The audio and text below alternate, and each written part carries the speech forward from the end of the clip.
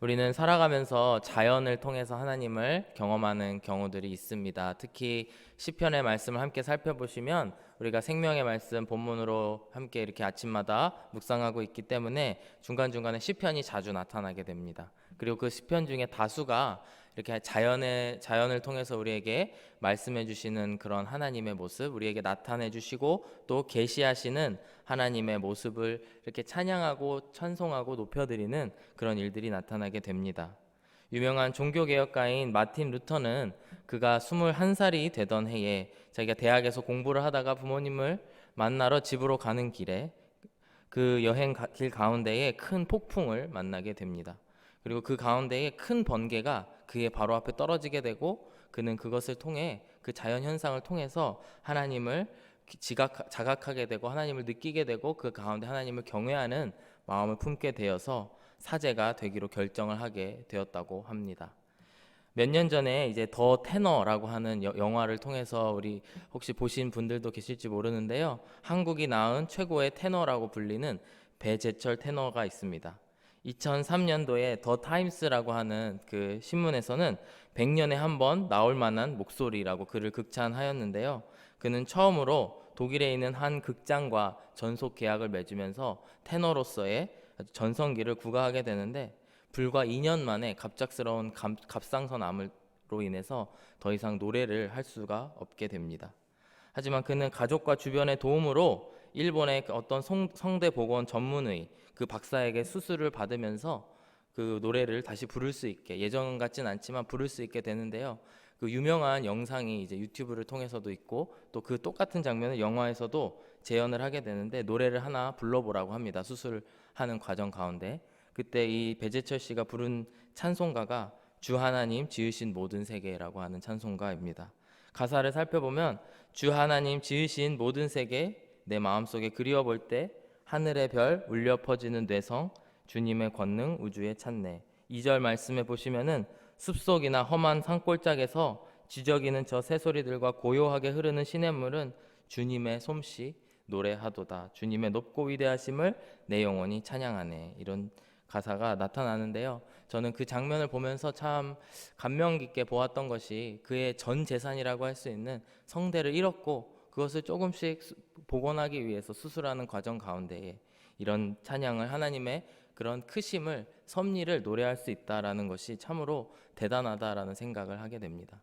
이후에 그 성대를 복원하기 위해서 재활을 하면서 이제 숲속에서 공기가 좋은 숲속에서 노래를 하는 모습, 이 찬양을 계속 부르는 모습이 나타나게 되는데 우리는 아무리 나의 모든 것을 잃더라도 그 자연 가운데의 하나님의 모습을 바라보는 그런 신앙인의 모습을 이 영화를 통해서 보면서 참 큰 감동을 받은 기억이 있습니다.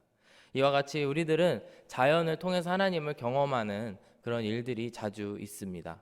전에도 말씀드렸지만 이제 미국에 있는 많은 국립공원 같은 곳에 가게 되면은 그 웅장함, 그 거대함을 보고 야 하나님이 정말 살아 계시는구나, 하나님의 정말 이 실력이 대단하시구나 하는 생각을 느끼게 됩니다. 오늘의 본문의 말씀은 바로 이러한 부분을 다윗이 고백을 하면서 시작을 하게 됩니다. 오늘의 본문은 크게 두 부분으로 나뉠 수가 있는데요. 이제 1절에서부터 6절까지의 말씀을 통해서 다윗은 하나님의 창조, 그 놀라운 창조의 역사를 찬양하고 있는 부분을 우리가 볼 수가 있습니다. 1절과 2절의 말씀을 보시면 이렇게 고백합니다. 하늘이 하나님의 영광을 선포하고 궁창이 그의 손으로 하신 일을 나타내는도다. 날은 날에게 말하고 밤은 밤에게 지식을 전하니 이렇게 말하고 있습니다. 하늘이 하나님의 영광을 선포하고 하늘이 그 입술로 또 하나님을 찬양하고 또 날은 날에게 또 밤은 밤에게 지식을 전하면서 하나님의 놀라운 실력들을 그렇게 찬양하고 있다라고 말을 하고 있습니다. 다윗은 아마도 광야에서 오래 지낸 사람일 것입니다. 그는 용사였고 많은 전쟁 가운데 그가 유리했던 전쟁도 있었고 불리했던 쫓기는 그런 상황에도 있었지만 그는 그 자연 가운데에서 늘 하나님을 찬송하고 낮에는 낮의 모습을 통해서 하나님을 경험하고 밤에는 밤의 모습을 통해서 그 지식을 받는 그런 일들을 경험하게 된 것을 볼 수가 있습니다. 이렇게 아름다운 자연을 통해서 우리가 하나님의 그런 모습들을 볼 수가 있는 것입니다. 3절과 4절 전반부를 보시면은 이렇게 말씀합니다. 그 자연은 언어도 없고 말씀도 없으며 들리는 소리도 없으나 그의 소리가 온 땅에 통하고 그의 말씀이 저 세상까지 이르도다. 이렇게 4절 앞부분까지 말씀을 하고 있는데요. 그 자연이 말이 없고 어떤 소리도 없는 것처럼 느껴지지만 그 모든 것들이 다 지저귀는 새소리처럼 우리들의 영혼에 말씀을 하고 있는 것을 우리가 이 말씀을 통해서 볼 수가 있습니다. 또 4절과 6절을 마저 보시면은요, 이렇게 말씀을 합니다. 특별히 그 해라고 하는 그 태양이라고 하는 그 하나님의 피조물에 이렇게 집중을 하면서 말씀을 전하고 있는데요. 4절 후반부부터 보시면은 하나님이 해를 위하여 하늘의 장막을 베푸셨도다. 해는 그의 신방에서 나오는 신랑과 같고 그의 길을 달리기 기뻐하는 장사 같아서 하늘 이 끝에서 나와서 하늘 저 끝까지 운행하며 그의 열기에서 피할 자가 없도다. 이렇게 찬양을 합니다. 당시 이 시가 쓰여진 그 고대 근동 시대를 놓고 보면은 이스라엘 주변에 많은 그런 국가들이 있습니다. 지금으로 치면은 많은 그 이슬람 국가에 해당하는 국가들인데 그 국가들이 다 이런 태양에 대한 시가 많이 발견되는 역사적인 공통점이 있습니다. 하지만 이 시와 다윗의 시와 그런 주변 국가들의 다른 그 우상을 숭배하는 사람들과의 큰 차이가 무엇이냐면 바로 이 해를 숭배하는 대상으로 여기느냐 아니면 하나님의 그런 피조물로 여기느냐 하는 큰 차이가 있습니다.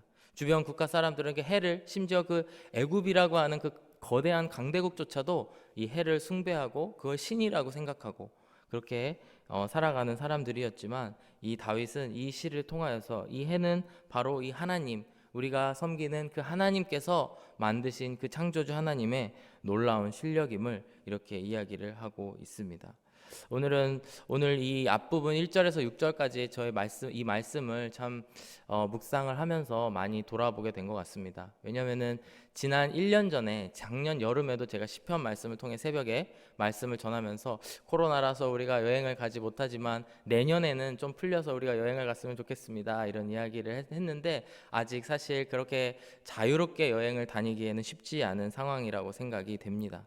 하지만 이런 가운데에서도 우리가 정말 삶의 작은 부분들 정말 자연에 쉽게 스쳐 지나갈 수 있을 그런 부분들 가운데에서도 하나님을 우리가 발견할 수 있듯이 우리의 삶 가운데 그리고 우리를 인도해 주시는 하나님 가운데에 하나님을 찾는 저와 여러분들이 되시기를 주의 이름으로 이 시간 축복하기를 원합니다. 이제 7절에서부터 14절로 넘어갈 텐데요. 아주 1절과 6절의 말씀 그리고 그것과 비교돼서 굉장히 큰 차이점이 있는 부분이 이제 7절 이하의 말씀입니다. 그것은 바로 뭐냐면은 하나님을 부르는 호칭이 달라지게 됩니다. 1절의 말씀을 다시 한번 보실까요? 1절의 말씀을 보시면 이렇게 이야기합니다. 1절의 말씀을 보시면 하늘이 하나님의 영광을 선포하고 궁창이 그의 손으로 하신 일을 나타내는도다 이렇게 말씀을 합니다. 이것에서 하늘이 하나님의 영광을 선포했다라고 말씀을 하시는데요. 바로 여기서 하나님이라고 하는 단어는 히브리어 엘로힘의 그 앞부분인 엘이라는 단어가 쓰여집니다. 우리가 이 단어를 해석할 땐 주로 신 혹은 이 창조하신 창조주 하나님을 이제 설명할 때 이 단어가 쓰여지게 되는데요. 7절 이하의 말씀을 보시면은 이 엘이라고 하는 단어가 쓰여지는 것이 아니라 하나님을 가리켜서 여호와라고 이야기를 합니다. 이제 엘이 여호와로 변화되는 그런 지점을 우리가 볼 수 있는데요. 여호와라고 한다면 바로 그 율법 가운데에 이스라엘 백성과 언약을 맺은 그 백성 간의 언약 하나님과의 그런 관계를 나타내는 용어입니다. 엘이라고 하는 하나님은 정말 크시고 거대하시고 정말 웅장하신 그런 이 천지를 창조하신 하나님이라고 한다면 여호와 하나님은 바로 나의 아버지 같은 나의 목자 같은 그런 하나님, 나와 정말 친밀한 관계를 나타내시는 하나님이라는 것입니다. 대표적으로 시편 13편 1절의 말씀 우리가 잘 알고 있는데요. 여호와는 나의 목자시니 내게 부족함이 없으리로다 이런 말씀이 있지 않습니까? 여기서 나타내듯이 여호와는 나의 목자이시고 내게 나의 부족함을 채워주시는 그런 하나님이라고 하는 말씀인데요. 바로 그 크신 하나님 크신 하나님이 계시지만 동시에 우리와 정말 그 친밀감을 가지고 계시는 여호와 하나님, 나의 목자이신 나의 아버지이신 그런 하나님을 이 시간 나타내고 있는 것입니다. 7절에서부터 9절까지의 말씀을 보시면은 바로 이 여호와의 무엇 여호와의 무엇에 대해서 이렇게 이야기를 하고 있는데, 이것이 모두 하나님께서 주신 하나님의 말씀, 율법, 이런 것들을 이야기하고 있습니다. 함께 읽어보길 원하는데요, 7절에서 9절까지의 말씀 함께 읽어보길 원합니다. 7절 말씀 보시면, 여호와의 율법은 완전하여 영혼을 소성시키며 또 여호와의 증거는 확실하여 우둔한 자를 지혜롭게 하며 여호와의 교훈은 정직하여 마음을 기쁘게 하고 여호와의 계명은 순결하여 눈을 밝게 하시도다. 여호와를 경외하는 도는 정결하여 영혼까지 이르고 여호와의 법도 진실하여 다 의로우니. 이렇게 여러 표현들을 사용하고 있지만 이것이 모두 하나님의 말씀을 가리키고 있습니다. 하나님께서 주신 하나님의 율법은 우리의 영혼을 소성시키시며, 영어 표현을 보시면은 restoring our soul 이렇게 이야기를 하고 있는데요, 우리의 마음을, 우리의 영혼을 소생시키시고 살려주시는 것이 바로 하나님의 율법, 그 말씀이고, 또 여호와의 증거, 그 말씀의 증거가 우둔한 우리들을 지혜롭게 해주시고, 또 여호와의 교훈이 우리를 정직하게 하시고, 그의 계명이 순결하게 하시고, 우리를 정결하게 하시고, 또 우리를 진실하고 의롭게 하신다라고 다윗은 고백을 하고 있습니다. 다윗의 인생에서 보면은 참 이 두 하나님의 두 모습을 정말 이렇게 시기적절하게 보고 있는 모습들을 보게 됩니다. 자연에 나가서 그 자연을 볼 때에는 그 이 자연을 창조하신 크신 하나님을 바라보고 크신 하나님께 경배를 올려드리는 다윗의 모습을 보지만, 또 한편으로는 그 하나님과의 관계가 거기서 끝나는 것이 아니고 그 깊이 있는 친밀한 여호와 하나님과의 관계, 영혼을 소생시켜 주시는 그 하나님과의 관계 가운데로 나아가는 모습들을 우리가 볼 수가 있습니다. 10절과 11절의 말씀을 보시면은 바로 이런 내용을 말씀해 주시는데요, 그 관계가 얼마나 좋은 관계인지에 대해서 말씀을 해주시는데, 한번 스크린을 보시면서 세번역 성경으로 함께 읽어보길 원합니다. 주님의 교훈은 금보다 또 순금보다 더 탄스럽고 꿀보다, 송이꿀보다 더 달콤하다. 그러므로 주의 종이 그 교훈으로 경고를 받고 그것을 지키면 푸짐한 상을 받을 것이다. 바로 다윗은 이 하나님과의 관계를 정말 이 금과 같은, 또 꿀송이보다 단 그런 관계를 맺으면서 나아가기를 원하고 있고, 나아가는 것을 경험하고 있고, 그 가운데에 우리가 14절 말씀, 마지막 14절 말씀인데요, 우리가 한 목소리로 함께 읽어보기를 원합니다. 이렇게 고백을 하고 있습니다. 나의 반석이시오부터 함께 읽겠습니다. 시작.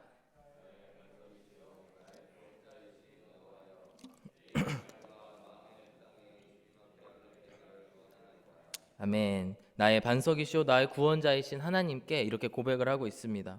내 입술의 말과 나의 마음의 묵상이 주님께 연락되기를 원합니다. 이렇게 고백을 하고 있습니다. 사실 우리가 많은 찬양을 통해서 이 9절, 14절의 구절들을 많이 익숙하게 알고 있는 그런 말씀이라고 생각을 합니다. 저는 처음에 이 찬양을 듣게 된 게 교회에서 누군가가 특송을 해서 이 찬양의 가사를 알게 되었는데요, 사실 참 부담스러운 그런 가사의 내용이라고 생각을 했습니다. 내 입술의 말과 나의 마음의 묵상이 주님 앞에 연락되기를 원하나이다. 이게 무슨 뜻이 어떻게 생각하면은 나의 입술의 말, 내가 입으로 하는 거야 어떻게 억지로 막 쥐어짜서라도 통제를 할 수 있겠지만, 나의 마음의 묵상이 하나님께 연락된다라고 하는 것을 하나님께서 기쁨으로 받아주시기를 원합니다. 이런 말씀인데요, 참 이 구절 자체가 참 내 인생에 가능할까 하는 생각을 그 당시에 하게 되었습니다. 왜냐하면은 나의 입술은 어떻게든 통제가 되지만 나의 마음은 너무나 통제하기가 힘들고, 또 겉으로는 착한 얼굴을 하며 지내고 있는지 모르지만 마음으로 하는 많은 범죄들이 있기 때문입니다. 하지만 다윗의 고백을 놓고 보았을 때에, 다윗의 고백 12절과 13절에 그런 고백을 놓고 보았을 때에 다윗이 왜 그렇게 생각할 수가 있었을까? 하나님께서 왜 나의 마음에 그 묵상을 연락해 주시길, 나의 받아주시길 원하는가 생각을 했을 때에 다윗은 12절과 13절 말씀에 이렇게 고백을 하고 있습니다. 세 번역으로 함께 읽어보기를 원하는데요, 그러나 어느 누가 자기 잘못을 낱낱이 알겠습니까? 미처 깨닫지 못한 죄까지도 깨끗하게 씻어 주십시오. 주님의 종이 죄인 줄 알면서도 고의로 죄를 짓지 않도록 막아주셔서 죄의 소나기에 다시는 잡히지 않게 지켜주십시오. 그때야 나는 온전하게 되어서 모든 끔찍한 죄악을 벗어버릴 수 있을 것입니다. 이 구절을 놓고 보면서 역시 뭐니 해도 하나님의 백성, 엘로힘 하나님에서 멈춘 것이 아니고 여호와 하나님과의 관계 가운데에 나아간 사람들의 특권이 무엇이냐면, 받은 은혜가 무엇이냐면 바로 우리의 죄를 우리가 낱낱이 알지 못하는 그 죄를 하나님께서 용서해 주셨고 우리에게 은혜를 내려주셨다라는 사실입니다. 내가 알지 못하는 죄, 내가 아는 죄도 있지만 알지 못하는 죄가 더 많지 않습니까? 이런 죄들을 통해 괴로워하고 또 하나님 앞에 나아가지 못하는 분들이 있다면, 오늘 우리가 정말 하나님 앞에 그 관계 가운데에 나아가서 더 깊은 관계로 나아가시는 저와 여러분들이 되시기를 주의 이름으로 축복합니다. 저는 중학교 1학년 때 이제 처음으로 이제 사춘기가 시작되면서 하나님을 찾게 되었던 것 같습니다. 어렸을 때부터 이제 어머니 뱃속에서부터 교회를 다녔기 때문에 교회의 문화와 모든 지식들은 참 익숙한 가운데에 자라났지만, 저는 사실 하나님과의 관계, 하나님에 대해서는 조금 솔직해지려고, 당당해지려고 생각을 했습니다. 그래서 중학교 1학년 때 갔던 수련회에서 저는 솔직하게 얘기를 했습니다. 저는 하나님 잘 모릅니다. 하나님과 나는 아무 관계가 없습니다.